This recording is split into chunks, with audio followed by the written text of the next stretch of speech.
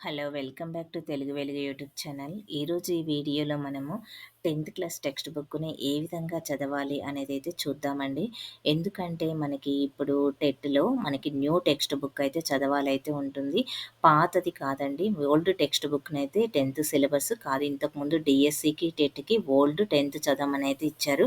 ఇప్పుడైతే న్యూ 10థ్ text book అయితే మీరు చదవాల్సయితే ఉంటుంది. ఇది పేపర్ 1 వాళ్ళు, పేపర్ 2 వాళ్ళు ఇద్దరు చదవాల్సయితే ఉంటుంది. ఎందుకంటే పేపర్ 1 వాళ్ళకి థర్డ్ క్లాస్ నుంచి 10థ్ వరకు చదవమని చెప్పారు. ఇక్కడ పేపర్ 2 వాళ్ళకి సిక్స్త్ నుంచి ఇంటర్మీడియేట్ వరకైతే చదవాల్సయితే ఉంటుందని మనకి నోటిఫికేషన్‌లో అయితే ఇవ్వడం అయితే జరిగింది కాబట్టి, మీరు ఈ న్యూ టెక్స్ట్ బుక్‌నైతే చదవండి. ఈ తెలుగు టెక్స్ట్ బుక్‌ని మీరు ఏ విధంగా చదవాలి అనేదైతే చెప్తానండి. మీరు మంచి స్కోర్ తెచ్చుకోవాలంటే ఏ విధంగా చదవాలి? మీరు తెలుగులో కొన్ని టాపిక్స్‌ని మీరు స్కిప్ చేస్తున్నారు. ప్రతి పేపర్ అనేది చాలా ఇంపార్టెంట్ అండి. ఇది ఫస్ట్ మీరు స్టార్టింగ్ పేజీ నుంచి మీరు చదవాల్సినవి నేర్చుకోండి. ఇక్కడ మనకి ఇవి ఫస్ట్ స్టార్టింగ్ పేజెస్‌లో ఉన్నవి ఎక్కువగా మనకి ఎక్కడ బిట్స్ ఇస్తారంటే కంటెంట్‌లో కాదండి. మనకి మెథడాలజీలో బిట్స్ అయితే వస్తాయి. మెథడాలజీ అనేది టెట్‌లో మీకు 24 బిట్స్ అయితే పేపర్ 1 వాళ్ళకి కంటెంట్ ఉంటుంది. 6 బిట్స్ ఏమో మెథడాలజీ ఉంటాయి. ఇక్కడ పేపర్ 2 వాళ్ళకి మెథడాలజీలో 12 బిట్స్ అయితే ఉంటాయి. 48 బిట్స్ ఏమో కంటెంట్ ఉంటుంది. 12 బిట్స్ ఏమో మెథడాలజీ ఉంటాయి. ఈ మెథడాలజీలో నుంచి మీకు ఎక్కువగా ఈ ఫస్ట్ ఫ్రంట్ పేజీ గురించి, మనకి ఉపాధ్యాయ కరదీపిక గురించి వీటి నుంచి బిట్స్ అయితే వస్తాయి. అవి ఏ విధంగా ఉంటాయి? ఎలాంటి బిట్స్ వస్తాయనేది చూద్దాము. మీరు వీడియోనైతే స్కిప్ చేయకుండా వీడియో మొత్తాన్నైతే చూడండి. మీరు స్కిప్ చేశారనుకో మీరు ఇంపార్టెంట్ పాయింట్స్‌నైతే మిస్ చేసుకుంటారు. అందుకని స్కిప్ చేయొద్దండి. ఈ వీడియో చూసిన తర్వాత మీరు ప్రీవియస్ పేపర్స్‌ని చూడండి. దాంట్లో క్వెషన్స్ ఇవి 3, 4 క్వెషన్‌లయితే ఉంటాయండి. అవి మీరు 4 మార్క్స్ మిస్ చేసుకున్నట్లే అవుతారు. అక్కడికెళ్ళి కన్‌ఫ్యూజ్ అవ్వొద్దండి. ఇక్కడే నేర్చుకోండి. అందుకనే చెప్తున్నాను. ఇక్కడ చూడండి మనకి ఈ తెలుగు వాచకం యొక్క మనకి ఫ్రంట్ నేమ్ ఏంటనైతే అడుగుతారు. తెలుగు పరిమళం అనేది మీరు ఇక్కడ ఈ తెలుగు వాచకాన్ని 10వ తరగతి తెలుగు వాచకాన్ని ఏ థీమ్ తోటి ఆహ్, తయారు చేయబడింది అంటే తెలుగు పరిమళం అనేదైతే మీరు గుర్తించాలి. ఇక్కడ ఇది ఫ్రంట్ పేజ్, ఇది బ్యాక్ పేజ్. ఇక్కడ ఇవన్నీ మనకి కామన్. భారత రాజ్యాంగం పౌర విధులు, పౌర హక్కులు ఇక్కడ ఇచ్చారు. ఇక్కడ తెలుగు పరిమళం అనేది ఇచ్చారు. ఇది మనకి 2000 ఫస్ట్ పబ్లికేషన్ 2024లో అయితే మనకు రావడం అయితే జరిగింది. ఇప్పుడు ప్రస్తుతము మనకి ఇదే సిలబస్ అయితే ఉంది. ఈ సిలబస్‌లో మీరు ఇక్కడ చూడండి ఉపాధ్యాయులకు సూచనలు అనేది ఇచ్చారు కదా! ఈ ఉపాధ్యాయ సూచనని అందరైతే స్కిప్ చేస్తారు. ఈ ఉపాధ్యాయ సూచనని మీరు స్కిప్ చేయకండి. ఎందుకంటే ఈ ఉపాధ్యాయ సూచన నుంచే మీకు ఎక్కువగా బిట్స్ అయితే వస్తాయి. ఈ బిట్స్ మనకి మినిమమ్ 4, 5 బిట్స్ అయితే వస్తాయి. ఆ 4, 5 బిట్స్‌ని మీరు ఏ విధంగా చే వస్తాయి అనేదైతే చూద్దాము. ఈ 4, 5 బిట్స్‌ని మీరు చూడండి ప్రీవియస్ పేపర్‌లో ఖచ్చితంగా అయితే ఉంటాయి. ఇక్కడ భాష 10వ తరగతి నూతన పాఠ్య పుస్తకాన్ని ఏ విధంగా తయారు చేశారు? పిల్లలకి ఏ ఉద్దేశ్యంతో, ఏ సామర్థ్యాన్ని పెంపొందించడానికి తయారు చేశారు అనైతే అడిగినప్పుడు మీరు ఇక్కడ చూడండి మన పిల్లలను సమగ్రాభివృద్ధిని ఈ పాఠ్యపుస్తకం సమగ్రాభివృద్ధికి తోడ్పడాలి. ఇక్కడ పాఠ్యపుస్తకం సమర్థవంతంగా వినియోగించటానికి ముందు మాట తప్పనిసరిగా చదవాలి. ఇక్కడ చూడండి ఈ పాఠ్యపుస్తకాన్ని ఉపయోగించాలంటే మీరు ముందు చదవాల్సింది. విద్యార్థుల సూచనలు కూడా మీరు చదవండి. వీటికి మీ పిల్లలతో చదివించండి. ఇక్కడ మనకి ఈ ఈ బిట్ మనకి చాలా సార్లు ప్రతిసారి టెట్, డీఎస్సీలో అయితే ఉంటుందండి. మనకి ఈ వాచకాన్ని ఎన్ని కాలాంశాలను దృష్టిలో పెట్టుకొని రూపొందించారు అని అడిగితే మనకి 180 కాలాంశాలని దృష్టిలో పెట్టుకొని రూపొందించడం అయితే జరిగింది. అయితే మనకి మొత్తం కాలాంశాల సంఖ్య ఎంత అనైతే అడుగుతారు. మనకి ఒక సంవత్సరంలో ఒక పాఠశాలలో ఎన్ని కాలాంశాలు ఉంటాయి అనంటే 120 కాలాంశాలైతే ఉంటాయి. ఆ 120 కాలాంశాల్లో తెలుగు భాషని బోధించడానికి తెలుగు వాచకాన్ని బోధించడానికి 180 కాలాంశాలు. అంటే ఇది ఉపవాచకము ప్లస్ తెలుగు వాచకం రెండింటికి సంబంధించి 180 కాలాంశాలండి. ఇక్కడ 156 కాలాంశాలంటే కాలాంశాలు అంటే ఇక్కడ పీరియడ్స్ అని అర్థము.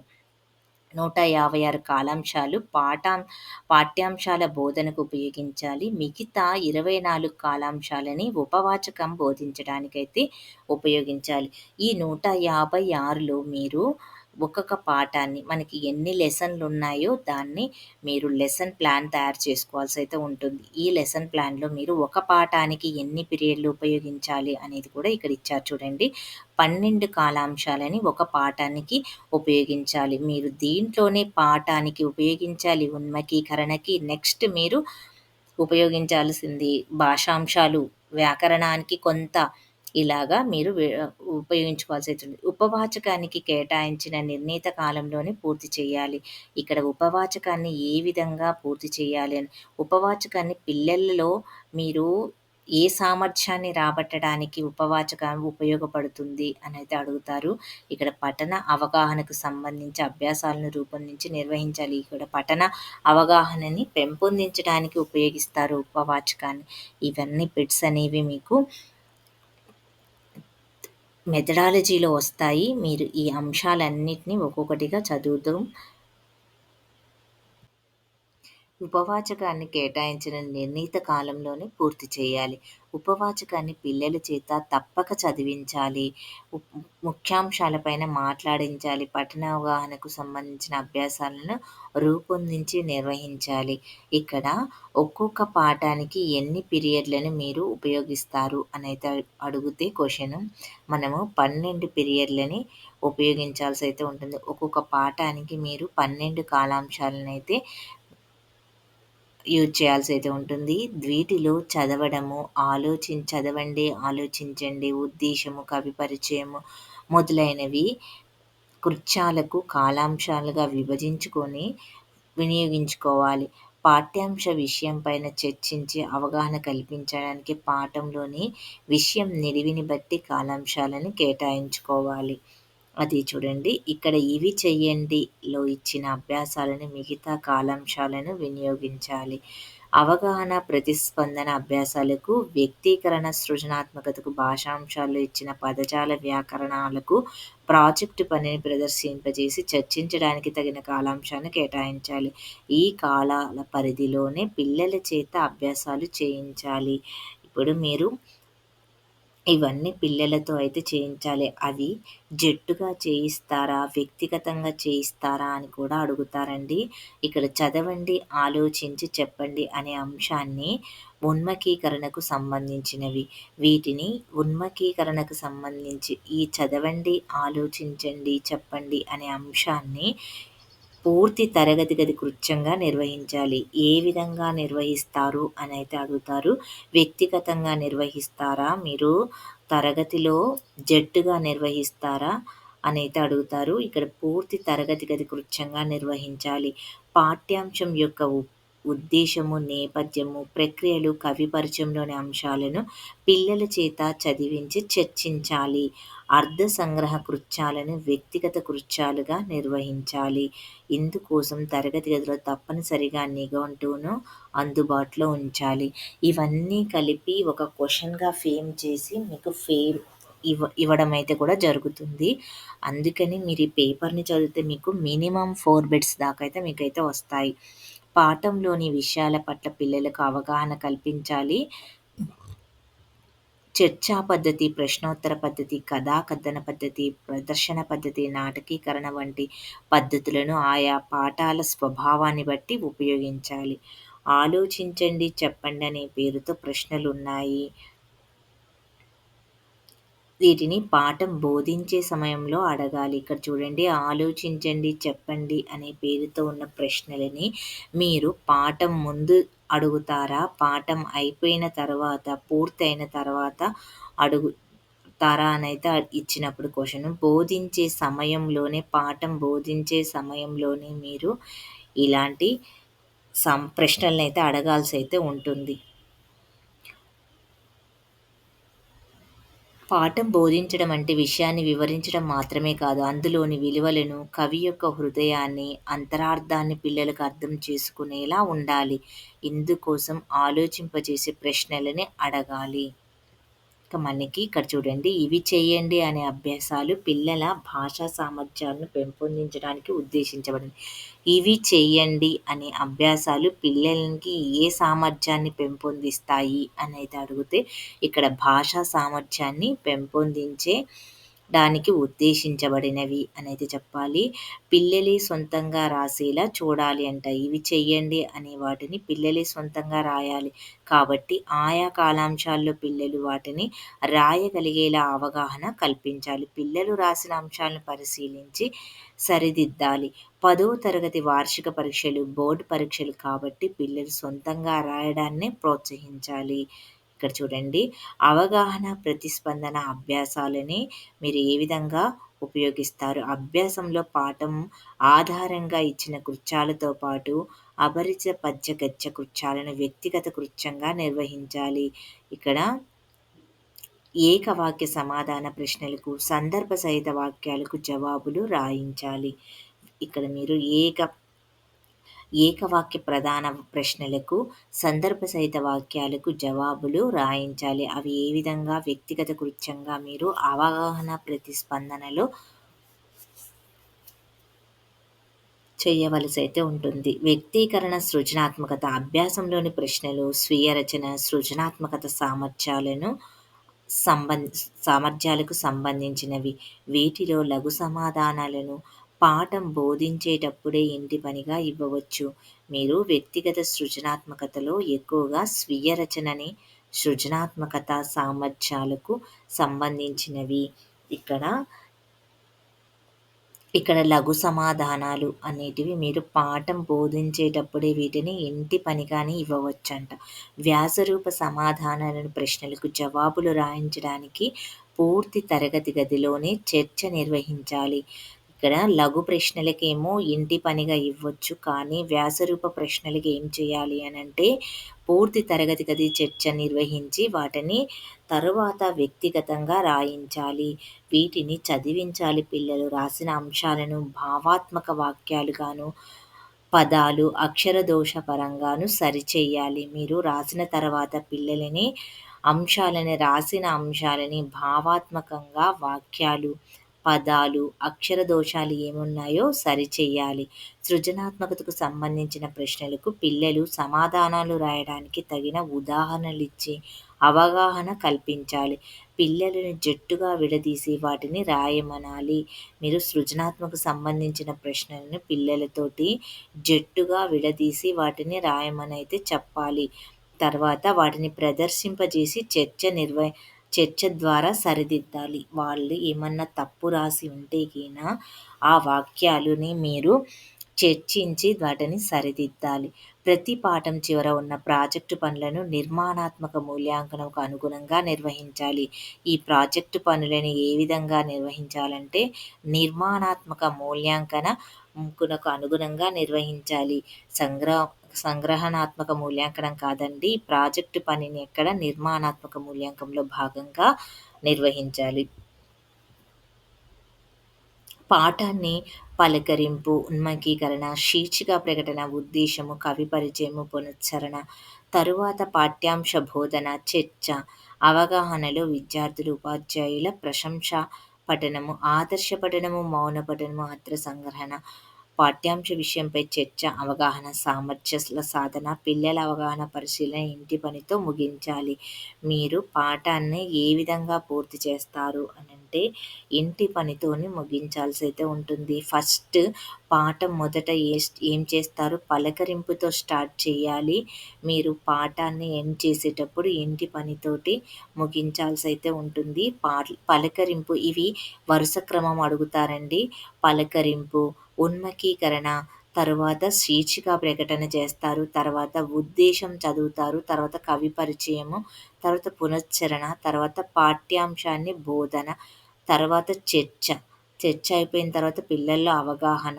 ఇక్కడ ఉపాధ్యాయుని ఫస్ట్ ఏం చేస్తాడంటే, అవగాహనని పిల్లలకి కలిగించాలి పాఠం బోధించిన తర్వాత. తరువాత మీరు పాఠం బోధించేటప్పుడు విద్యార్థుల, ఉపాధ్యాయుల ఆదర్శ ప్రకాశ పఠనం చేయాలి. తరువాత ఆదర్శ పఠనం చేయాలి. తరువాత మౌన పఠనము, తర్వాత అర్థ సంగ్రహణ, పాఠ్యాంశ విషయం పైన చర్చ, అవగాహన, సామర్థ్యం. ఫస్ట్ ఏం చేయాలి? ఇవి కూడా వరుస క్రమం అయితే అడుగుతారు. ప్రకాశ పఠనం అయితే ఫస్ట్ ఉంటుంది. తర్వాత ఆదర్శ పఠనము, తర్వాత మౌన పఠనం అయితే పిల్లలతో చేయించాల్సయితే ఉంటుంది మీరు. ప్రకాశ పఠనము ఫస్ట్ మీరు దీన్ని ప్రకాశ పఠనమైతే చేయించాలి. తర్వాత భాషా బోధనను పాఠ్యపుస్తకాలే పరిమితం చేయకూడదు. పాఠశాల గ్రంథాలయాన్ని, అంతర్జాలాన్ని, మ్యాగజైన్, వార్తాపత్రికలు, బాల సాహిత్యం వంటివి ఉపయోగించుకునేలా చూడాలి. పాఠంలోని అర్థాలు, కొన్ని కఠిన పదాలు ఉంటాయి కదండీ! వాటిని మీరు అంతర్జాలం ద్వారా అయినా, వార్తాపత్రికల ద్వారా బాల సాహిత్యము ప్లస్ డిక్షనరీనైతే ఉపయోగించాల్సయితే ఉంటుంది. పాఠశాల గ్రంథాలయాన్ని కూడా మీరు ఉపయోగించాలి. ఇక్కడ తరగతి గదిలో భాషా వాతావరణాన్ని కల్పించాలి. అవసరమైన నిఘంటువులు, కవుల జీవిత చరిత్రలు, దృశ్య శ్రవణ సామాగ్రి వంటివి వినియోగించాలి. పాఠంలోని భాషాభివృద్ధికి దోహదపడే కార్యకలాపాలు, భాషా సమ్మేళనాలు, భాషోత్సవాలు, బాల కవి సమ్మేళనాలు, వక్తృత్వ, వ్యాసరచన పోటీలు, వార్షికోత్సవాలు వంటివి నిర్వహించాలి. ఏ పరిస్థితుల్లోనూ గైడ్లు, స్టడీ మెటీరియల్లు, ప్రశ్న బ్యాంకులు వంటివి కూడా రాయడానికి అనుమతించకూడవు.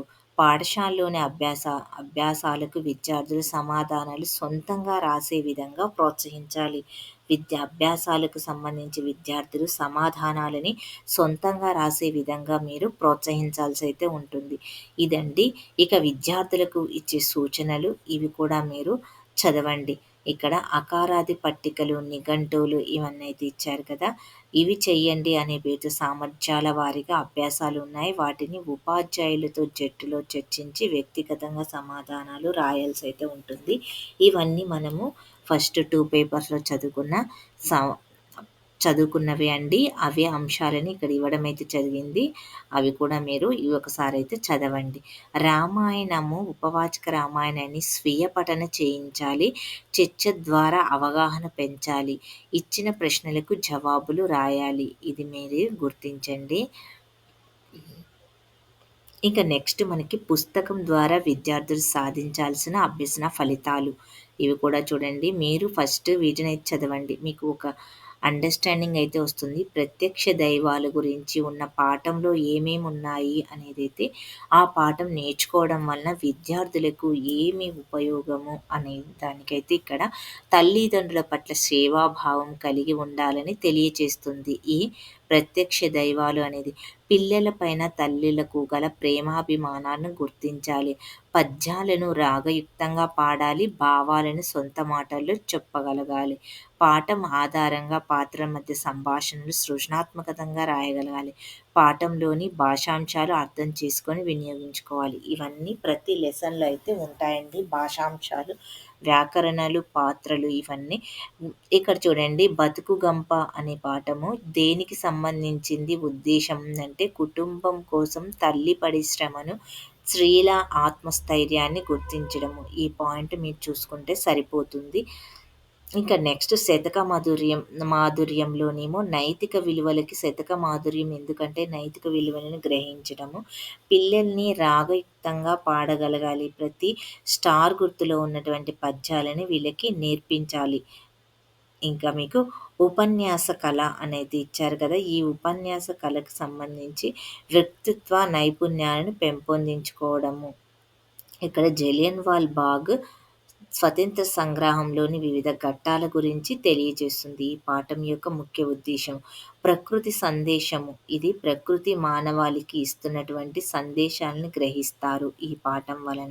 నెక్స్ట్ చేజారిన బాల్యము అనేది బాల్య స్మృతులను గుర్తు చేసుకోగలరు. వాటి గురించి చెప్పగలరు, రాయగలరు అనేదైతే చేజారిన బాల్యము, బాల్య స్మృతుల గురించి చెప్తుంది అనేది ఇక్కడ మీరు గుర్తించండి. జీవని అనే పాఠము ప్రత్యేక అవసరాలు గల పిల్లల పట్ల సానుభూతి కలిగి వారికి చేయూతనివ్వాలని తెలియజేస్తది. జీవని అనే పాఠము ఇక్కడ రాజధర్మము అనేది మంచి పాలకుని లక్షణాలను తెలియజేస్తుంది. ఇంకా కన్యాశుల్కము ఆధునిక విద్య ఆవశ్యకతను గురించి గుర్తించగలరు. ఇక్కడ సామాజిక పరిస్థితుల అవగాహన, ఆనాటి సామాజిక పరిస్థితుల అవగాహన మనకు తెలుపుతుంది ఈ పాఠము. ఈ పాఠము నాటక ప్రక్రియకి చెందింది. ఆసక్తిని చూపిస్తుంది ఈ పాఠం చదవడం వలన. యుద్ధ విజయం అంటే యుద్ధం చేయడం కంటే యుద్ధం రాకుండా చూడటం గొప్పదని గ్రహించాలి. ఇక్కడ మెయిన్ మీరు కాన్సెప్ట్ ఇది. సుక్తి సుధ అంటే అన్నమాచార్యుని కీర్తనల గొప్పతనాన్ని గురించి గ్రహించగలడము. ఇక్కడ మానవ జీవన విలువలను గురించి తెలుసుకుంటారు దీని వలన. ఇంకా మీకు ఇక్కడ విషయ సూచిక అయితే మీకు చాలా ఇంపార్టెంట్ అండి. ఈ విసుక సూచిక నుంచి మనకి పాఠం పేరిచ్చి ప్రక్రియ అడగొచ్చు, ఇతివృత్తం అడగొచ్చు, కవి పరిచయం అడగొచ్చు. ఈ విధంగా మనకి ఈ టాపిక్ అన్ని 6th క్లాస్ నుంచి మీరు పేపర్ 2 అయితే ఇంటర్మీడియేట్ వరకైతే చదవాల్సయితే ఉంటుంది. పేపర్ 1 వాళ్ళు 3rd క్లాస్ నుంచి 10th క్లాస్ వరకైతే చదవాల్సయితే ఉంటుంది. ఇంతకుముందు మనకి టెట్‌లో 3rd నుంచి 8th వరకు ఉండేది. పేపర్ 1 వాళ్ళకి, పేపర్ 2 వాళ్ళకి 6th టు 10th వరకైతే ఉండేది. ఇప్పుడు తెలుగును మాత్రము చేంజ్ అయితే చేశారండి. ఇప్పుడు న్యూ సిలబస్‌లో 3rd క్లాస్ నుంచి 10th క్లాస్ వరకు ఫస్ట్ పేపర్ 1 వాళ్ళని 6th నుంచి ఇంటర్మీడియేట్ వరకు పేపర్ 2కి యాడ్ అయితే చేయడం అయితే జరిగింది ఇంటర్మీడియేట్ సిలబస్‌ని. ఇది 10th క్లాస్‌లో కొత్త బుక్ కాబట్టి మనకి కొత్తగా పాతది కాదండి. కొత్తగా చేంజ్ అయిన సిలబస్‌ని అయితే మీరు చదవండి. ఇక్కడ ప్రత్యక్ష దైవాలు అనంటే ఇది ఏ ప్రక్రియకి చెందింది? ఇతిహాస ప్రక్రియకి చెందింది. ఇక్కడ ఇతివృత్తం ఏమిటి అంటారు? తల్లిదండ్రుల సేవ అని. ఇక్కడ కవి ఎర్రన్న. ఈ ఎర్రన్న ఎవరు? ఇక్కడ ప్రత్యక్ష దైవాలని ఏ కవి రచించారు అనైతే అడుగుతారు మనకి ఎర్రన్న. ఇట్లానే మనకి ప్రత్యక్ష దైవాలు, బతుకు గంప, శతక మాధుర్యము, ఇక్కడ జలియన్ వాలా బాగ్, ప్రకృతి సందేశం ఇలా ఇచ్చి ఇది ఏ ప్రక్రియకి చెందింది అని ఇతిహాసము, కథానిక అని జతపరచమని క్వెషన్స్ ఇస్తారు. అదే ప్రత్యక్ష దైవాలు పాఠానికి కవులు రచనలు పెట్టి ఇక్కడ ఆప్షన్స్ ఇచ్చి జతపరచమనే క్వెషన్స్ కూడా ఇప్పుడు ఎక్కువగా చూస్తున్నాం. ఇంతకుముందు ఒక క్వెషన్‌కి ఒక ఆన్సర్ మనకి పెడితే సరిపోతుంది. కానీ ఇప్పుడు మనకి ఇలాంటి బిట్స్‌ని ఎక్కువగా జతపరచుము అనైతే ఎగ్జామినర్ ఇవ్వడం అయితే జరుగుతుంది. క్వెషన్ ట్రెండ్ అయితే మారిందండి. ఈ ట్రెండ్ మారడం వలన మనం కూడా మారి దానికి తగ్గట్టు మనం చదవాల్సయితే ఉంటుంది. అందుకనే మీరు ప్రతి టాపిక్‌ని, ప్రతి దాన్నైతే మీరు గుర్తుపెట్టుకోవాల్సయితే ఉంటుంది. ఈ ప్రత్యక్ష దైవాలు అనే పాఠం ఇతిహాస ప్రక్రియకైతే చెందింది. ఇతివృత్తం ఏమిటి అనైతే తల్లిదండ్రుల సేవ. రచయిత ఎవరంటే ఎర్రన్న. బతుకు గంపకి కథానిక ప్రక్రియకి చెందింది. కుటుంబ విలువలని ఇతివృత్తంగా తీసుకున్నారు. ఇక్కడ రచించిన రచయిత ఎవరంటే మూలింటి చంద్రకళ అనేది ఇక్కడ రచయిత. ఇక్కడ శతక మాధుర్యము. ఇక్కడ శతకం యొక్క ఇతివృత్తం ఏమిటి అంటే మనకు శతకాల వలన ఉపయోగం ఏమిటి అంటే పిల్లలలో నైతిక విలువలని పెంపొందించడము. అదేవిధంగా దీంట్లో ఉన్న శతక కవులు ఇక్కడ మనకి నిన్న రీసెంట్‌గా జరిగిన డీఎస్సీలో ఈ శతకం పద్యాల నుంచి శతక కవులని ఇచ్చేసి వాళ్ళ యొక్క శతక పద్యాలు ఇక్కడ మనకు రచించిన పద్యాలనైతే ఒక సైడు, శతక కవులు ఒకటి ఇచ్చేసి మనకి ఇవ్వడం అయితే జరుగుతది. మ్యాచింగ్ ద ఫాలోయింగ్ అయితే ఇస్తున్నారు. ఇవైతే మీరు ఖచ్చితంగా అన్ని శతక పద్యాలు ఉన్నాయి కదండీ! ఇవన్నీ నోట్ చేసుకొని వీటినైతే ప్రిపేర్ అవ్వండి. ఉపన్యాస కళ అనేది వ్యాస ప్రక్రియకి చెందింది. జీవన నైపుణ్యము వాసిరెడ్డి సీతాదేవి గారు రచించారు. జలియన్ వాలా బాగ్ అనేది ఖండకావ్యము, దేశభక్తి. రచించిన రచయిత ఉమర్ అలీ షా. ఇక్కడ ప్రకృతి సందేశం అనేది ఏ ప్రక్రియకి చెందిందంటే గేయ ప్రక్రియకి చెందింది. ప్రకృతి వర్ణన. ఇక్కడ ఎవరు రచించారంటే వైసివి రెడ్డి గారు ప్రకృతి సందేశాన్ని యొక్క రచయిత. ఇక్కడ చేజారిన బాల్యము అనేది వ్యాస ప్రక్రియకి చెందింది. వ్యక్తిత్వ వికాసము శీలా వీర్రాజు గారు. ఇక్కడ జీవని అనేది కథకు సంబంధించిన ప్రక్రియ. ప్రత్యేక అవసరాల పిల్లల చేయూతకు సంబంధించిన ఇతివృత్తము. రచించిన రచయిత చంద్రశేఖరరావు. రాజధర్మము ఇది ఏ ప్రక్రియకి చెందిందంటే ప్రబంధ ప్రక్రియకి చెందింది. న్యాయకత్వ లక్షణాలు శ్రీకృష్ణదేవరాయలు రచించారు. ఇక్కడ కన్యాశుల్కం అనే పాఠం ఏ ప్రక్రియకి చెందింది? నాటక ప్రక్రియకి చెందింది. ఇది ఇతివృత్తం ఏమిటంటే ఆధునిక విద్య ఆవశ్యకత. ఇక్కడ రచయిత ఎవరు అంటే గురజార అప్పారావు గారు. అదేవిధంగా యుద్ధ జీవిత అని అంటే యుద్ధ విజేత అంటే వచన కవితకు చెందిన ప్రక్రియ. ఇక్కడ మనకి ఇతివృత్తం ఏంటి? శాంతి ఆవశ్యకత. ఇక్కడ రచించిన రచయిత ఎవరంటే నేతల ప్రతాప్ కుమార్.